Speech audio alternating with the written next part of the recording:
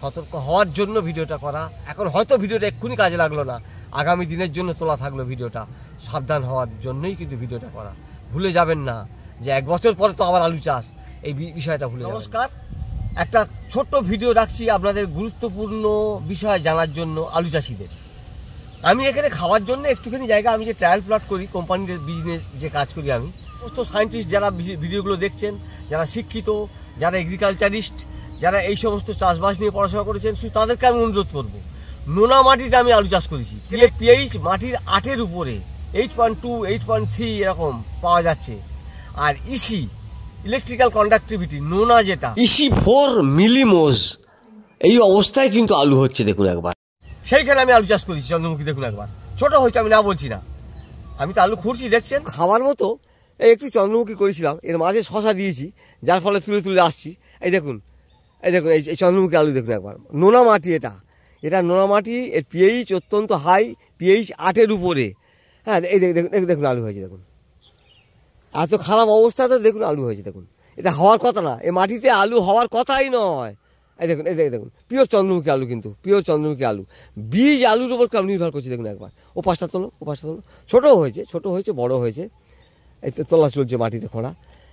এই দেখুন, দেখুন আলুটার সাইজটা কী খারাপ হয়েছে দেখুন একবার।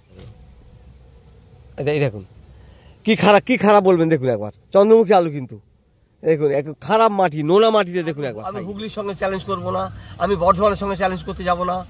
যারা আলু চাষের যারা মাস্টার, যারা বা মেদিনীপুর যারা আলু চাষ করছে, আমি সে মাটির সঙ্গে এ মাটি তো অনেক তফাৎ। এ মাটিতে শুধু নোনা মাটি। বীজ নিয়ে এত ঠকে যাচ্ছে লোক, এত ঠকে যাচ্ছে। হুগলি আরামবাগ থেকে আমার কাছে এত ফটো আসছে না, পুতুল আলু হয়ে যাচ্ছে, যা আমার বয়স আমি দেখিনি। জানি না আপনারা যারা 30-40 বছর ধরে আলু চাষ করছেন তাদেরকে বলবো, তারাও এই ভিডিও দেখেছেন কিনা জানি না। এই আলু এরকম পুতুলের মতো হয়ে যায়, থাক করে সারি সারি।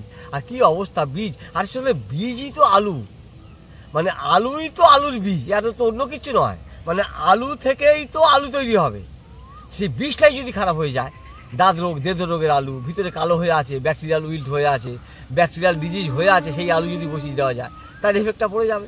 আমি আজকের ভিডিও করছি কিন্তু চৈত্র মাসের আজকের প্রায় 10 তারিখের মতো হয়ে গেল।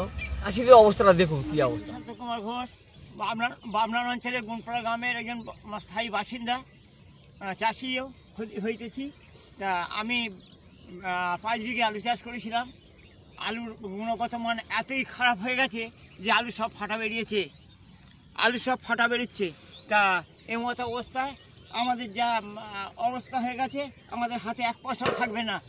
কারণ হচ্ছে এই ফাটা আলু নিতেও চাইছে না কেউ, কিন্তু এইরকমভাবে যদি বেরোয় তার কিছুই তো করতে পারবো না আমরা।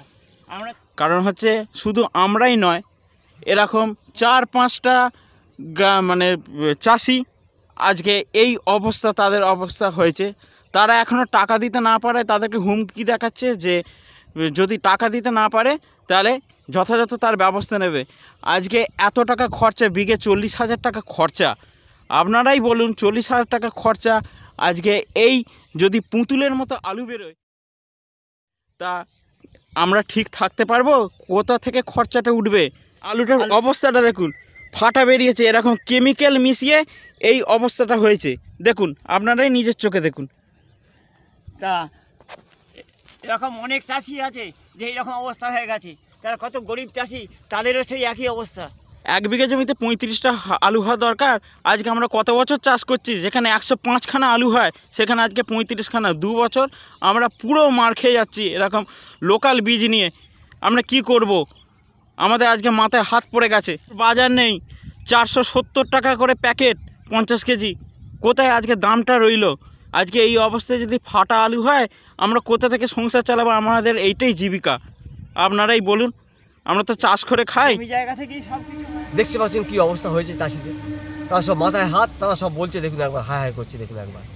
তাই এই যে বলছি, বীজটা সাংঘাতিক বিষয়। বীজটা আগামী বছর হুগলি চাষিদের ঠেকাতে পারা যাবে না। হুগলি চাষিরা আলু চাষি করবেই, তাদের যত লোকসান হোক। এবছর চাষি আলু চাষে লাভ পায়নি, আমি স্বীকার করছি। তো আলু চাষ কি বন্ধ হবে? আবার আগামী বছর আলু চাষ করবে। তাদের বাপ ঠাকুরদের আমল থেকে, পিতৃপুরুষ থেকে আলু চাষ করে আসছে, সেই আলু চাষ তারা বন্ধ করবে না। শুধু সাবধান করে দিচ্ছি, বীজ সাবধান, ভালো জায়গা থেকে কিনুন, বীজ বাকি রেখে কিনুন, যে তোর দাম দেবো এখন বাবা, আলু ভালো হোক তবে আমি বাঁচি যাবে, আর তোমার তেমনি লোকসান হবে। বীজটা ভালো দেখে কেনার চেষ্টা করুন, বীজই আসল প্রাণ। বীজটা ভালো দেখে চেষ্টা করুন। সবাই পাঞ্জাব করছে, বস্তা এনে পাঞ্জাবের বস্তা খুলে নিয়ে অন্য বীজ ঢেলে এনে বললো পাঞ্জাবের বীজ। কী চলছে কালোবাজারি? সেই বীজ ভালো বিশ্বস্ত জায়গা থেকে নিন, ভালো জায়গা থেকে বীজ কিনুন, বীজ নিয়ে চাষ করুন। এই বীজের জন্য সতর্ক হওয়ার জন্য ভিডিওটা তৈরি করা, যে বীজ চাষি সতর্ক হও তুমি, নাহলে কিন্তু তোমার ওই পুতুল আলু তৈরি হয়ে যাবে, যা ভাবতে পারবেন না। তা যাক, ছোটো করে ভিডিওটা রাখলাম। সাবধান হন, সতর্ক হন। আলু চাষ করে একে তো লোকসান হচ্ছে, তারপর বীজ আলুর জন্য আরও লোকসান হোক, এটা আমি চাই না। সেই জন্যই ভিডিওটা করানো। আর আমার ভিডিওটা নোনা মাটিতে যে আলু হতে পারে, আবার হাততালি মেরে বলবো, নোনা মাটিতে যে আলু হতে পারে তার প্রমাণ আমি।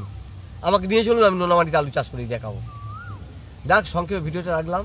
সকলকে শুভেচ্ছা জানাই, অভিনন্দন জানাই। সতর্ক হওয়ার জন্য ভিডিওটা করা। সকলকে সতর্ক হন, সাবধানে ভিডিও চাষ করুন, আলু চাষ করুন, আলুর বীজ সাবধানে কিনুন। এই নিয়েই কিন্তু ভিডিও করা। নমস্কার। এখন হয়তো ভিডিওটা এক্ষুনি কাজে লাগলো না, আগামী দিনের জন্য তোলা থাকলো ভিডিওটা। সাবধান হওয়ার জন্যই কিন্তু ভিডিওটা করা। ভুলে যাবেন না যে 1 বছর পরে তো আবার আলু চাষ, এই বিষয়টা ভুলে যাবেন না। আমি সংক্ষেপিত করে শেষ করছি। ধন্যবাদ জানাই। ভালো থাকুন, সঙ্গে থাকুন। নমস্কার।